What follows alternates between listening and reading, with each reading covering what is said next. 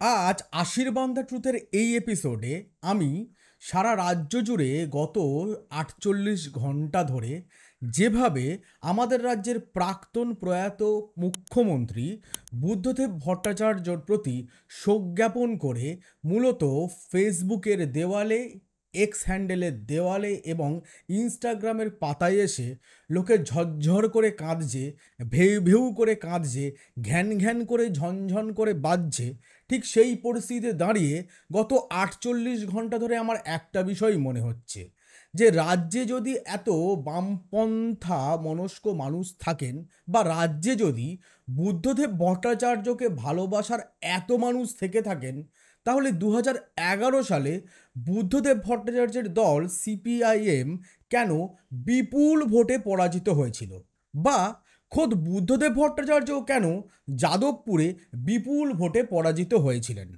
আর তারপরে আরেকটি চিন্তা আসলো, তা হচ্ছে যদি বুদ্ধদেব ভট্টাচার্যের প্রতি ভালোবাসার জন্য সিপিআইএম এই দলটার প্রতি রাজ্যের মানুষের এত ভালোবাসা, তাহলে ২০১১-এ যখন মমতা বন্দ্যোপাধ্যায়ের নেতৃত্বে পালাবদল হলো, তখন নয় আপনি বা আমরা সকলেই বলতে পারি সেই পালাবদল হয়েছিল সিঙ্গুর এবং নন্দীগ্রামের জমি অধিগ্রহণ, সেখানে পুলিশের গুলি চালানো এবং তার সঙ্গে যুক্ত ছিল হারমাদ বাহিনী, অর্থাৎ সিপিআইএমের হারমাদ বাহিনী, তথাকথিত হারমাদ বাহিনীর গুলি চালানোর ঘটনা, যেখানে মানুষের প্রাণ যায়। তাপসী মালিককে সিঙ্গুরের টাটা প্রজেক্টের জমির ভেতরেই ধর্ষণ করে খুন করা হয় এবং তাকে জ্বালিয়ে দিয়ে প্রমাণ লোপাটের চেষ্টা সহ তার সঙ্গে অতিরিক্ত মাত্রা সংযোজিত করেছিল নন্দীগ্রামের গণহত্যা। এই সব কিছুকে কেন্দ্র করে ২০১১ সালে মানুষ ঘেন্নায় বিতৃষ্ণায় ৩৪ বছরের বাম শাসনকে টলিয়ে দিয়ে পালাবদল করেছিল। সেই যুক্তি নয় মেনে নিলাম, কিন্তু তারপরেও যেখানে বুদ্ধদেব ভট্টাচার্যের প্রতি মানুষের এত ভালোবাসা এবং যেখানে খোদ বুদ্ধদেব ভট্টাচার্য ২০১৬ সালের বিধানসভা নির্বাচনে নিজে ছিলেন সিপিআইএমের প্রচার অভিযানের অন্যতম মুখ, সেখান থেকে দাঁড়িয়েও কেন ২০১৬ সালে সিপিআইএম ফের আমাদের রাজ্যে ক্ষমতায় ফিরল না? ২০১৬ সালও নয় ছেড়ে দিলাম, ২০২১ সালের বিধানসভা নির্বাচনে গিয়েও কেন সেই সিপিএম আমাদের রাজ্যে বিধানসভার অন্দরে বিশাল বড় একটা রসগোল্লা নিয়ে শূন্যে পরিণত হলো? আর এই সব কিছুর মধ্যেই একটাই প্রশ্ন, মানুষের মধ্যেই সুপ্ত বাম চেতনা যখনই কোনো বড় বাম নেতা, বিশেষ করে বাম জননেতা, উদাহরণস্বরূপ জ্যোতি বসু, সুভাষ চক্রবর্তী এবং বুদ্ধদেব ভট্টাচার্যের যখন প্রয়াণ হলো, তখনই কেন উপচে পড়ে, তখনই কেন উছলে পড়ে? তার আগে পশ্চিমবঙ্গ মানুষের এই বাম চেতনা গত ১৩ বছর কোথায় গিয়ে ঘুমোচ্ছে, তাই নিয়েই আশীর্বাদ দ্য ট্রুথের সামনে আজকের এপিসোডে সবচেয়ে বড় প্রশ্ন। শুধু এটুকুই নয়, পাশাপাশি সোশ্যাল মিডিয়ায় আরও একটি ট্রেন্ড দেখলাম, যা মানুষ মারা গেলেই ঘটে, যে মানুষের সব কিছুই ভালো হয়ে যায়। বুদ্ধদেব ভট্টাচার্য অত্যন্ত সংস্কৃতি প্রবণ এবং শিল্প সংস্কৃতি চেতনা প্রবণ একজন মানুষ, তা নিয়ে কোনো সন্দেহ নেই। নন্দনে যাকে আড্ডা মারতে প্রায়শই দেখা যেত, যার অন্যতম এক সময় আড্ডার সঙ্গীও ছিলেন তসলিমা নাসরিন। এবার এই তসলিমা নাসরিনের নামটি কেন বললাম, এই বিষয় নিয়ে হবে আজকের আলোচনা, তাই জন্য একটু ধৈর্য নিয়ে শুনতেও হবে। আর সেই সংস্কৃতি মনস্ক আমাদের রাজ্যের মুখ্যমন্ত্রী, যিনি হালেই হলেন প্রয়াত, সেই বুদ্ধদেব ভট্টাচার্যকে নিয়ে কম গল্প নেই, কম ঘটনা নেই। আর সেই ঘটনার ঢাক পেটাতে তার প্রয়াণের পর এমনভাবেই শুরু করলেন সোশ্যাল মিডিয়ার দেওয়ালে বিভিন্ন প্রোফাইলের হ্যান্ডেলাররা, যেখান থেকে একটা বিষয় মনে হলো যে আপনারা এতদিন ছিলেন কোথায়?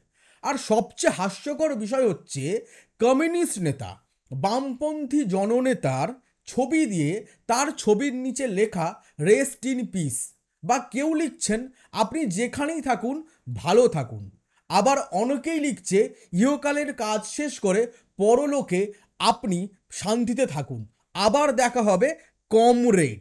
অর্থাৎ এখান থেকেই বুঝতে হবে কেন পশ্চিমবঙ্গে তিল তিল করে বর্তমানে সিপিআইএম পার্টি শূন্যে পরিণত হয়েছে এবং তারা বসে বসে তাল পাকাচ্ছে।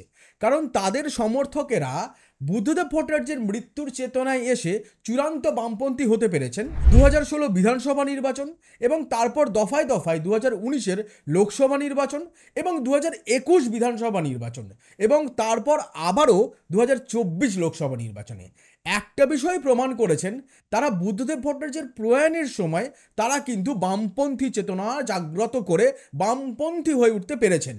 কিন্তু ইভিএমে ভোট দেওয়ার সময় ভোটের বাক্সে এবং সিপিআইএমের ভোটের ব্যাংকের ক্ষেত্রে এই বিশাল বড় সুপ্তমনা বামপন্থীরা বর্তমানে বিজেপিতে গিয়ে ভিড়েছে, না হলে ভিড়েছে তৃণমূল কংগ্রেসে গিয়ে।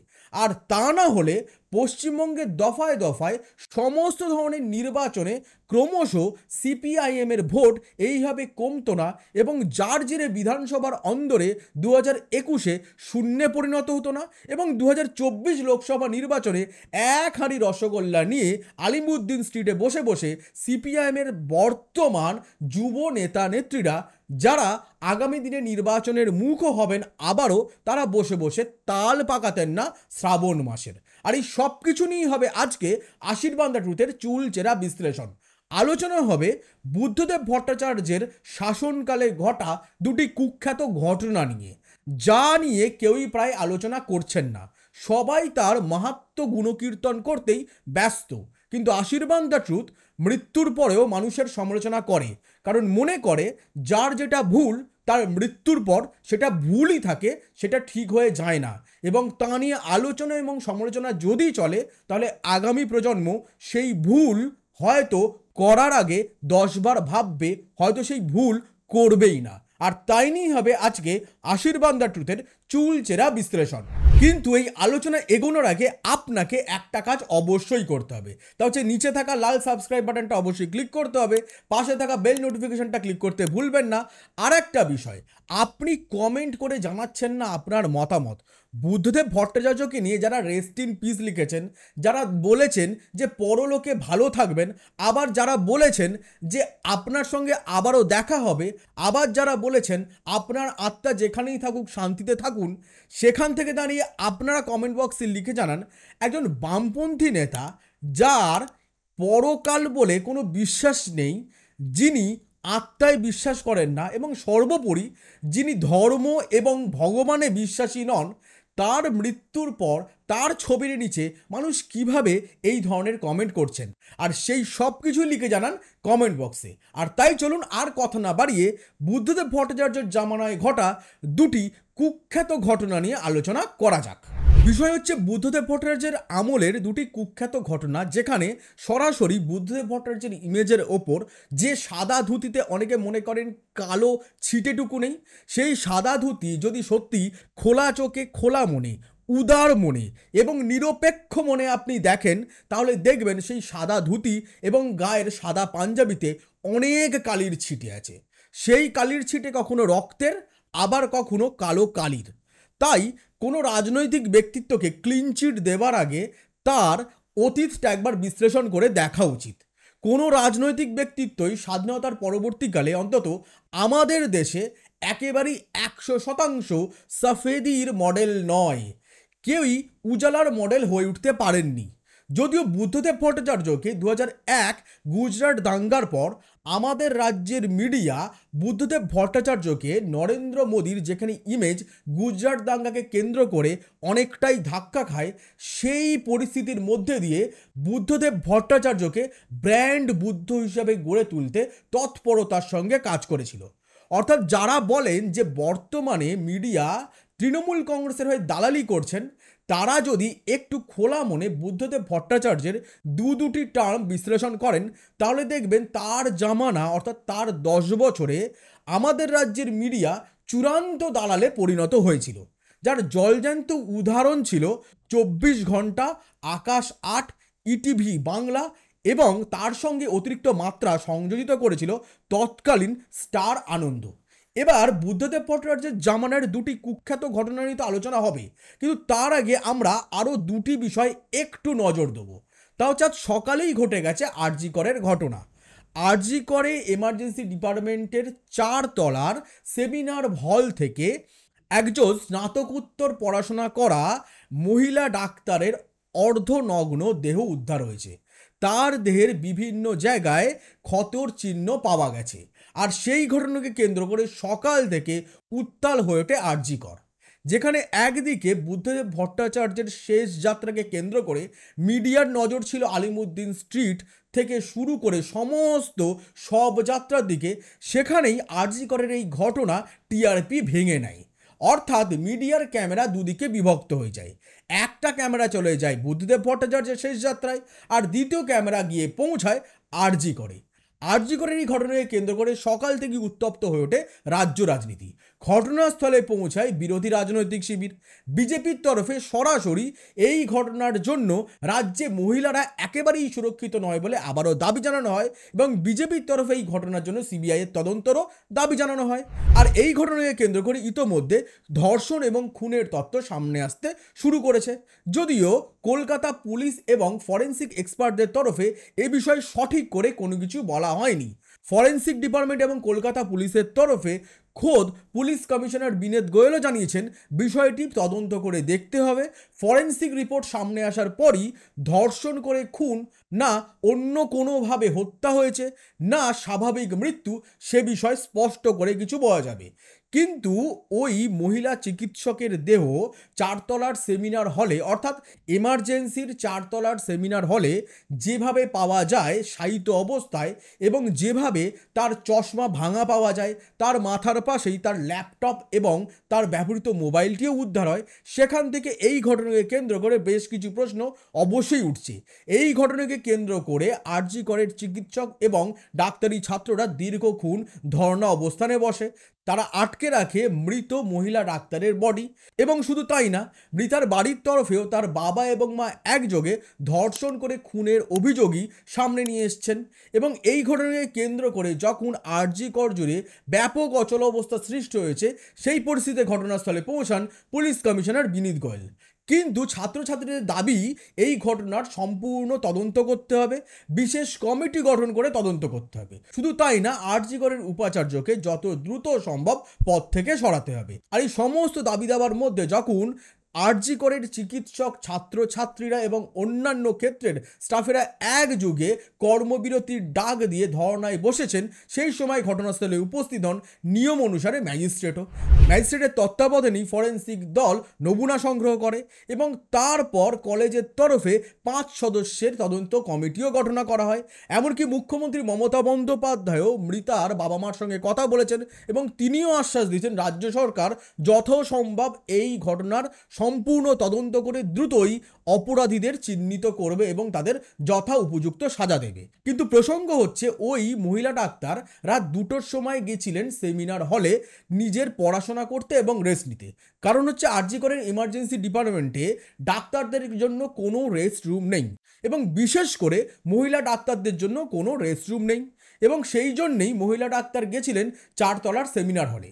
এখানে একটা উল্লেখযোগ্য বিষয়, আরজি করের মতন একটা এত বড় হাসপাতালের চারতলায় বেশ কিছু জায়গায় সিসিটিভি থাকলেও সেমিনার হলের আশেপাশে কোনো সিসিটিভি নেই, এমনকি সেমিনার হলের ভেতরেও কোনো সিসিটিভি নেই, যার জেরে এই ঘটনাকে কেন্দ্র করে ইতোমধ্যেই প্রবল ধোঁয়াশার সৃষ্টি হয়েছে। এবার বিষয় হচ্ছে, রাত 11 নাগাদ মৃতা তার মায়ের সঙ্গে কথা বলেন তিনি খাবার অর্ডার দিয়েছেন, তার সঙ্গে যোগ দেবে আরও 2জন বন্ধু, তারা 3 জন একসঙ্গে বসে রাতের খাওয়া সারবেন, আর তারপরেই তার মায়ের সঙ্গে কথা বলে ফোন তিনি রেখে দেন। এরপর রাত 2টো নাগাদ ওই মহিলা চিকিৎসক এমার্জেন্সি ডিপার্টমেন্টের 4 তলার সেমিনার হলে চলে যান, এবং তারপর থেকেই তাকে আর কেউ দেখেনি। আর সেই ঘটনাকে কেন্দ্র করেই উঠছে বিভিন্ন প্রশ্ন। তার দেহ যখন উদ্ধার হলো, দেখা গেল নিচের অংশে কোনো রকম পোশাক ছিল না, অর্থাৎ অর্ধনগ্ন অবস্থায় তার দেহ উদ্ধার হলো। তার ঠোঁটে, চোখের সামনে, গালে, গলার নিচে বিভিন্ন জায়গায় আঘাতের চিহ্ন এবং নখের আঁচড়ের ছাপও পেয়েছেন ফরেন্সিক দলে নমুনা সংগ্রহ করতে আসা ফরেন্সিক দলের আধিকারিকেরা। অর্থাৎ এখান থেকেই যে বহুবিধ প্রশ্ন উঠছে, যার জেরই বুদ্ধদেব ভট্টাচার্যের শবযাত্রার মধ্যে আরজি করের এই ঘটনা নতুন মাত্রা সংযোজিত করে, এবং যার জেরই মিডিয়ার টিআরপি 2টি ভাগে ভেঙে যায়। কিন্তু এরই মধ্যে মিডিয়া সকাল থেকে আরও একটি বিষয় নিয়ে বেশ চর্চা শুরু করেছিল। যেদিক থেকে দাঁড়িয়ে 10 বছরে দেশের গদি মিডিয়া যেমন অসভ্যতাম শুরু করেছে, সেই অসভ্যতামর নজির আরও একবার তারা আমাদের সামনে তুলে ধরল। কারণ হচ্ছে এবারের প্যারিস অলিম্পিকে দেশ জুড়ে মানুষ স্বপ্ন দেখতে শুরু করছিল হয়তো নীরজ চোপড়া আবারও জ্যাভলিন থ্রোতে গোল্ড মেডেল নিয়ে আসতে চলেছেন, কারণ ইতোমধ্যেই তিনি তার সিলভার মেডেলটি নিশ্চিত করেছেন। আর তার খেলা ছিল অলিম্পিকের ময়দানে বৃহস্পতিবার ভোর রাতে, আর তাকে নিয়ে ছিল দেশব্যাপী চূড়ান্ত উন্মাদনা। মানুষের এক্সপেকটেশন চূড়ান্ত পর্যায়ে পৌঁছেছিল, কিন্তু দেখা গেল নীরজ চোপড়া এবার আর স্বর্ণপদক পেলেন না। তার জায়গায় এবার প্যারিস 2024 অলিম্পিকে জ্যাভলিন থ্রোতে স্বর্ণপদক পেলেন আমাদেরই প্রতিবেশী দেশের এক যুবক। সেই প্রতিবেশী দেশ আর কেউ না, ভারতের স্বাধীনতার পর থেকেই বরাবরের শত্রু বলে ঘোষিত দেশ পাকিস্তান। পাকিস্তানের আরশাদ নদিম 90.18 মিটার দূরে জ্যাভলিন থ্রো করে নজির গড়লেন, আর তিনি পেলেন এবারে প্যারিস অলিম্পিকে জ্যাভলিন থ্রোতে স্বর্ণপদক পুরুষদের ক্যাটেগরিতে।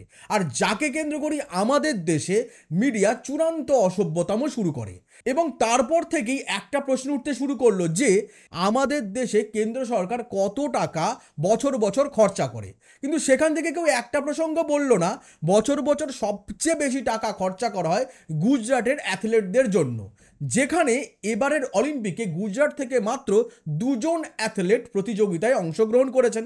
তাহলে প্রশ্ন উচিত, গুজরাটে এত টাকা নিয়োগের পরেও কেন গুজরাট থেকে এত কম অ্যাথলেট অলিম্পিকের মতো ময়দানে আসরে নামে? সেখানে নীরজ চোপড়া স্বর্ণপদক না পেয়ে যেখানে রৌপ্য পদক পেলেন তা নিয়ে এত সমালোচনা। শুধু তাই না, আমাদের রাজ্যের বাংলা মিডিয়া বিশেষ করে আনন্দবাজারও চূড়ান্ত নির্লজ্জের মতন প্রতিবেদন প্রকাশ করে। আনন্দবাজার অনলাইনের এই নির্লজ্জতা থেকে সত্যি লজ্জা হয়। এবং এখান থেকেই একটা বিষয় বলতে হবে, যে সকল সংবাদ মাধ্যমের এডিটররা এবং সাংবাদিকেরা এবং দেশজুড়ে বিভিন্ন মানুষ নীরজ চোপড়ার এত সমালোচনা করছেন, তাদের একটা বিষয় বলতে হয়, আপনারা কোনোদিনও আপনারা স্কুল স্তরের যে কোনো অ্যাথলিটে পার্টিসিপেট করেছেন? হয়তো আপনারা আজ অবধি চামচগুলি মুখে নিয়ে হেঁটে কি ফার্স্ট হতে পেরেছেন? যেহেতু পারেননি, সেখান থেকে অলিম্পিকের মতো একটা বড় ময়দানে নীরজ চোপড়া সিলভার পেয়েছেন, সেখান থেকে একটা বিষয় ভাবার, নীরজ চোপড়া কতটা ব্যথা পেলেন। কারণ নীরজ চোপড়াও স্বপ্ন দেখেছিলেন এবার অলিম্পিকে তিনি হয়তো আবারও গোল্ড মেডেল পাবেন জ্যাভলিন থ্রোতে, কিন্তু তা তিনি পেলেন না। কিন্তু অলিম্পিকের মতন ময়দানে সিলভার মেডেল বা ব্রোঞ্জ মেডেল, যে মেডেলই পান, একটি মেডেল বাবা বিশাল বড় ব্যাপার। যারা সমালোচনা করছেন তাদের গ্যারেন্টি দিয়ে বলতে পারি কবজিতে এতটুকু জোর নেই। আপনাকে যদি একটা কাঁচের গুলিও ছুঁড়তে বলা হয়, আপনি 10 মিটার ছুঁড়তে পারবেন না। আর সেখান থেকে দাঁড়িয়ে নীরজ চোপড়াকে নিয়ে আপনি, আমি, দেশের সংবাদ মাধ্যম এরকম নির্লজ্জের মতন সমালোচনা করছেন। এর জন্য সত্যি আশীর্বাদ দ্য ট্রুথ দেশের এই সমালোচকদের জন্য জানায় শেম। আর একই সঙ্গে নীরজ চোপড়াকে রৌপ্য পদক জেতার জন্য জানায় অসংখ্য অসংখ্য শুভেচ্ছা। Well done Neeraj, well done. কিন্তু বিষয় হচ্ছে, আপনি বলবেন শুরু করলেন বুদ্ধদেব ভট্টাচার্যকে নিয়ে আলোচনা করবেন, কিন্তু তার মাঝে আপনি সাবস্ক্রাইবও করতে বললেন, লাইকও করতে বললেন, কমেন্টও করতে বললেন, কিন্তু আলোচনায় ফিরে এসে আপনি আর্জি করার নীরজে চলে গেলেন। বুদ্ধবাবু গেলেন কোথায়? অবশ্যই বুদ্ধবাবুর সাদা ধুতি এবং সাদা পাঞ্জাবির মধ্যে যারা দাবি করেন যে একটিও কালির ছিটে নেই, সেখান থেকে দাঁড়িয়ে আজ আশীর্বাদ দ্য ট্রুথ আপনাদের দেখাবে একটি কালির ছিটে এবং একটি রক্তের ছিটে। প্রথমে আসুন আলোচনা করি কালির ছিটে নিয়ে।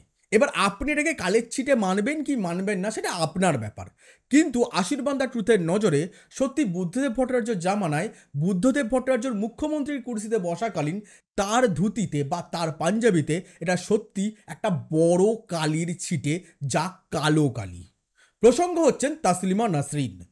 বাংলাদেশের এই লেখিকা বাংলাদেশের মৌলবাদীর এগেনস্টে বরাবর সরব থেকেছেন, যার জেরে তাকে বাংলাদেশ থেকে উৎখাত হয়ে চলে আসতে হয়েছিল আমাদের দেশে।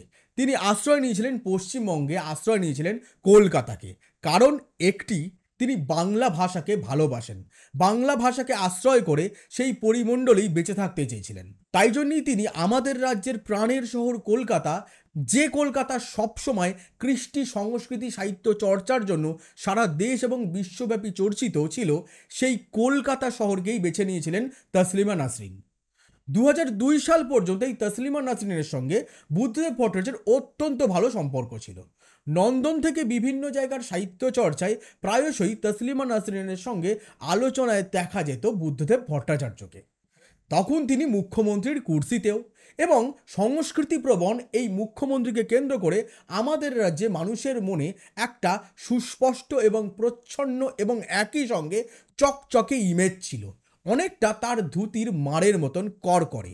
কিন্তু সেই সমস্ত ধুতির মার কুঁচকে যেতে শুরু করলো যত সময় এগোতে শুরু করলো।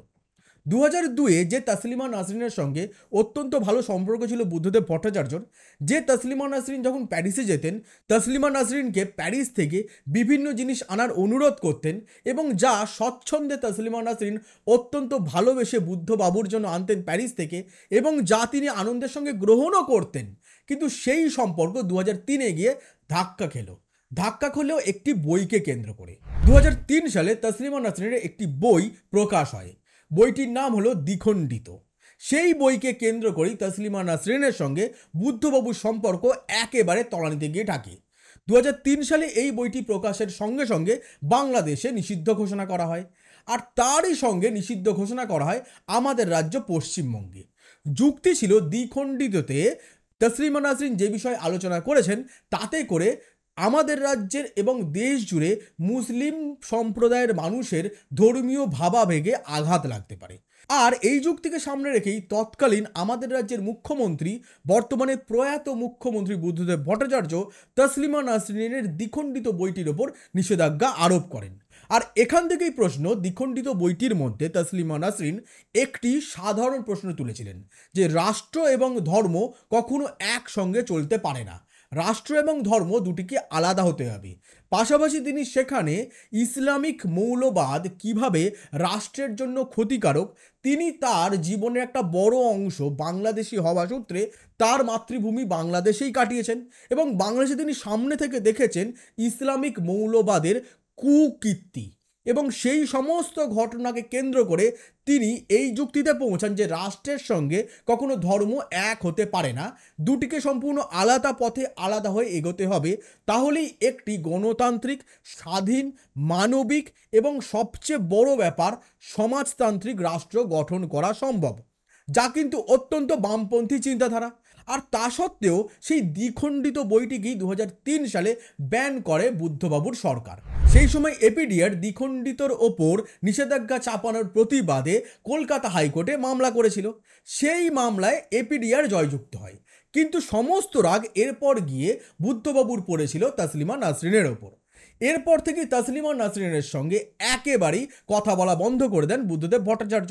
তসলিমা নাসরিন যদি ডান দিকে থাকেন, বুদ্ধদেব ভট্টাচার্য সর্বদাই বাম দিকে বসে থাকেন, বা তসলিমা নাসরিন যখন বাম দিকে বসেন, বুদ্ধদেব ভট্টাচার্য ডান দিকে চলে যান। অর্থাৎ 2003-এর পর থেকে একে অপরের সঙ্গে কখনোই এক জায়গায় এক মঞ্চে আসন শেয়ার করেননি। আর এরপর থেকেই দফায় দফায় বিভিন্ন প্রশ্ন উঠতে থাকে। 2007 সালে সবচেয়ে খারাপ ঘটনা ঘটে। তসলিমা নাসরিনকে যখন কোনোভাবেই উৎখাত করতে পারছেন না, এমনকি বুদ্ধদেব ভট্টাচার্য চেয়েছিলেন দেশ থেকেই তাড়াতে, আর তা যখন তার জন্য সম্ভব হয়নি তখন তিনি চেয়েছিলেন পশ্চিমবঙ্গ থেকে তসলিমা নাসরিনকে উৎখাত করতে। কিন্তু তা যখন দফায় দফায় বিভিন্ন চেষ্টায় বুদ্ধবাবু এবং তার সরকার পেরে ওঠেনি, তারপর 2007 সালে অত্যন্ত নির্লজ্জের একটি কাজ করেন। 2007 সালের শুরু থেকে তসলিমা নাসরিনকে দীর্ঘ 4 মাস গৃহবন্দী অর্থাৎ নজরবন্দি করে রাখেন তারই আবাসনে। যদিও তারপরও তসলিমা নাসরিন আমাদের রাজ্য তথা আমাদের প্রাণের শহর কলকাতা ছেড়ে যাননি। যখন এত কিছু করেও তাকে তাড়াতে পারলেন না, শেষমেশ বুদ্ধদেব ভট্টাচার্য সরকার, বিশেষ করে বুদ্ধবাবু 2007 সালে খেললেন এক অত্যন্ত নির্লজ্জের খেলা। তিনি জায়গায় জায়গায় দ্বিখণ্ডিতকে কেন্দ্র করে মুসলিম কমিউনিটির মধ্যে উত্তেজনার সঞ্চারকে সামনে রেখে তসলিমা নাসরিনকে তড়িঘড়ি রাজ্য ছাড়া করেন এবং তারপর তসলিমা নাসরিন আমাদের দেশ ছেড়ে বর্তমানে ইউরোপের বিভিন্ন শহরে বিভিন্ন দেশে ঘুরে ঘুরে বেড়ান।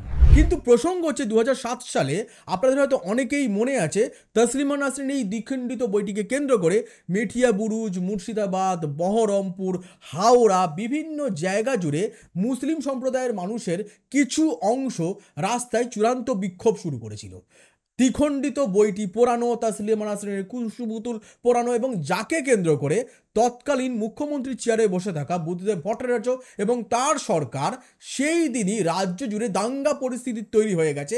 এই অছিলায় বিভিন্ন জায়গায় সেনা পর্যন্ত নামিয়ে দেয়। তড়িঘড়ি বিভিন্ন স্কুল, কলেজ, অন্যান্য শিক্ষাক্ষেত্র, অফিস এবং অন্যান্য জায়গায় অন্যান্য বেসরকারি অফিস প্রতিষ্ঠানে ছুটি দিয়ে দেওয়া হয় কর্মীদের।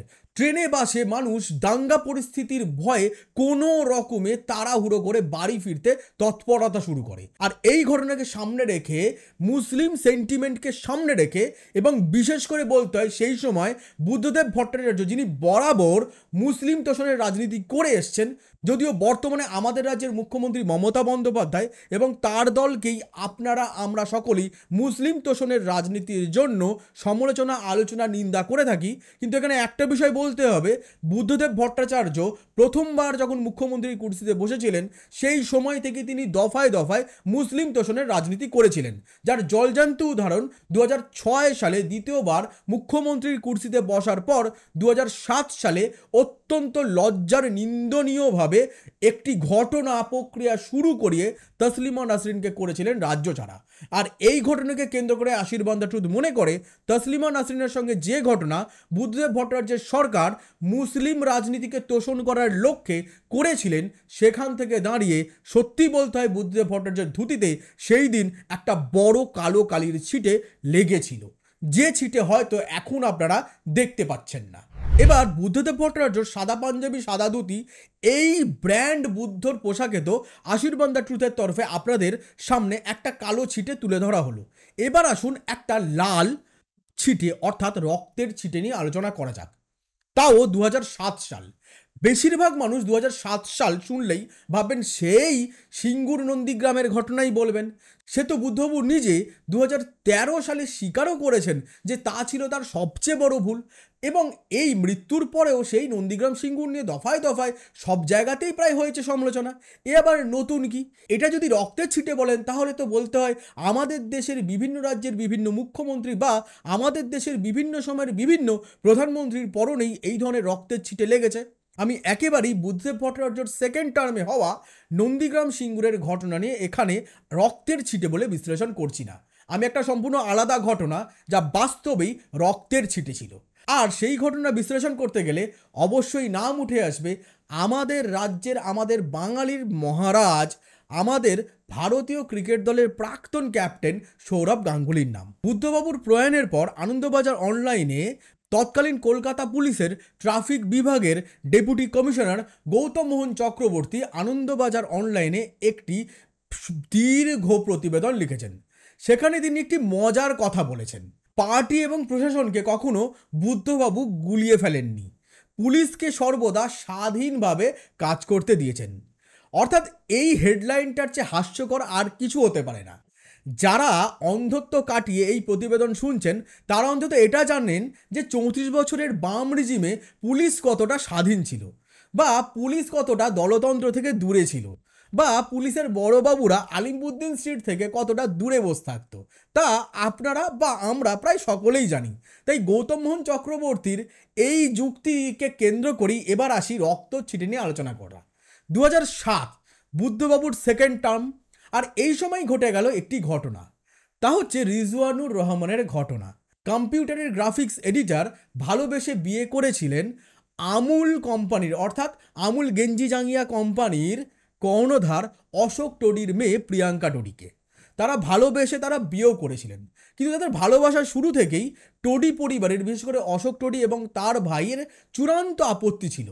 তা সত্ত্বেও রিজওয়ানুর রহমান এবং প্রিয়াঙ্কা টোডি তাদের ভালোবাসার চূড়ান্ত ফল দেন বিয়ে করে। কিন্তু বিয়ের পর থেকেই বিভিন্ন ঘটনাকে কেন্দ্র করেই টোডি পরিবারের সঙ্গে রিজওয়ানুর রহমান এবং তার পরিবারের ঝামেলা হতে শুরু করে।